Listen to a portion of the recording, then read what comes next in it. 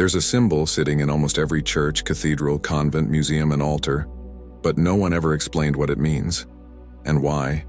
Because if you understood it, a lot of what you believe would start to crack, like praying for miracles while ignoring the giant sign staring you in the face.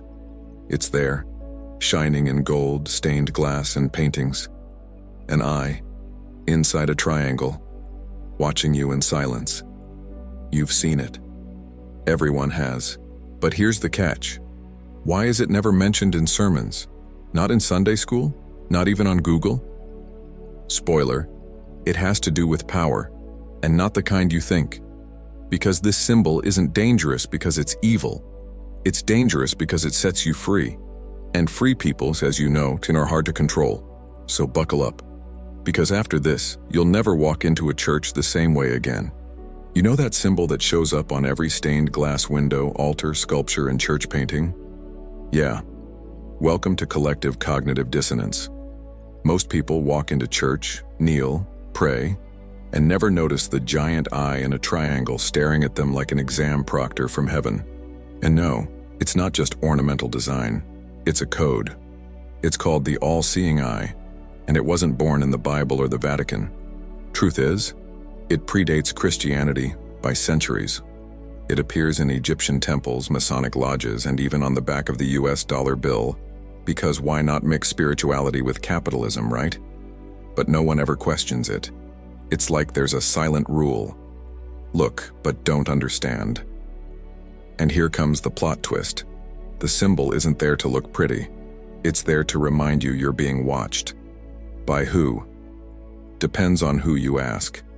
God, ancient systems of control, or maybe just your own ego staring back at you. But here's the real question.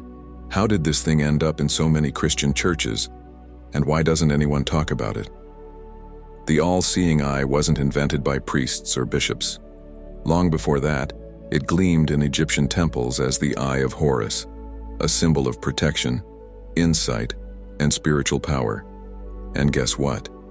It was used in initiation rituals for those bold enough to exit the ancestral matrix. Think of it like a cosmic stamp. You're not asleep anymore, buddy. Now here's the irony. When the church grew in power, it didn't destroy every pagan symbol. It rebranded them. They grabbed the mystical eye, dropped it into a triangle, symbolizing the Holy Trinity, of course, and embedded it into sacred architecture like it had always been divine. And the original meaning? Locked away. Why? Because symbols carry power. And too much power in the hands of the masses? That's a problem. Imagine if people started questioning dogmas just because the same symbols from ancient magic and secret societies were in their churches. Better to keep folks thinking it's just aesthetic. But what if it's not? This symbol doesn't speak about a God out there, but about awareness within. The all-seeing eye is a quiet alarm. Nothing escapes your own inner truth. It stares at you like, you can lie to others, but not to me. And that's uncomfortable, because real self-knowledge? That's scarier than any painted devil. Now add the triangle, symbol of balance between body, mind, and spirit, and you've got a portal, pointing straight to awakening. But hey, it's way more convenient to call it sacred art. Much easier to pray to a distant god than to face your own ego and trauma. The symbol exposes that. And no one wants to be exposed in the middle of Mass.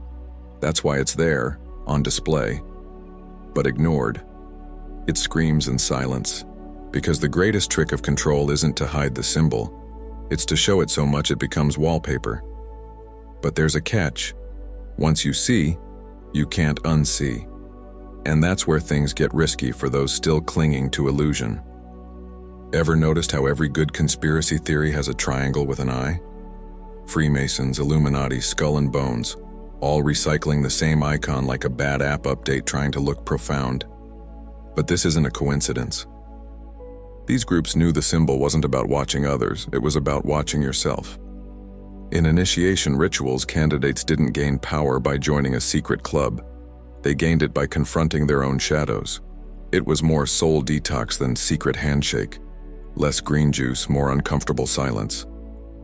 The eye was a reminder that they now saw reality for what it was, minus the Instagram-filtered spirituality. But of course, nobody tells you that.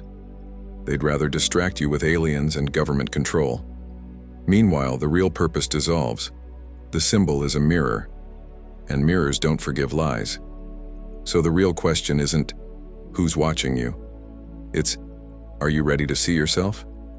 Most people treat symbols like decorative art, but symbols are language, and language shapes perception.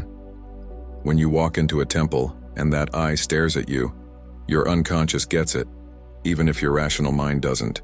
It's like an invisible code speaking directly to what you pretend not to feel.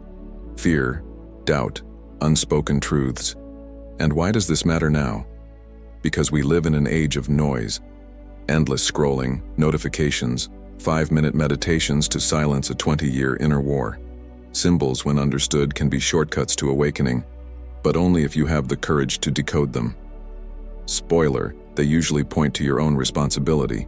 No one teaches you this because you can't be taught a symbol. You have to experience it. When you realize the eye sees you, not to punish, but to remind you of who you are, the whole game changes. You start walking different, thinking different, choosing different. But here's the part no one wants to face. If the symbol is a mirror, what do you see? Now that you've seen what nobody ever told you, here's the real question. Are you going to keep seeing the symbol as just decor? Or are you going to face the mirror it really is? Because the all-seeing eye doesn't monitor your sins. It exposes your lies, especially the ones you tell yourself. So what are you going to do with this? Dive deeper? Start noticing the symbols around you? Ask why certain things make you so uncomfortable? Or are you just going to ignore it and keep pretending while your consciousness keeps screaming in the background? Your choice. It always was. If this video opened your eyes, literally and spiritually, hit subscribe, turn on the bell, and share it with someone who's still sleeping with their eyes wide open. Because here, we don't offer easy answers. We poke until illusion cracks.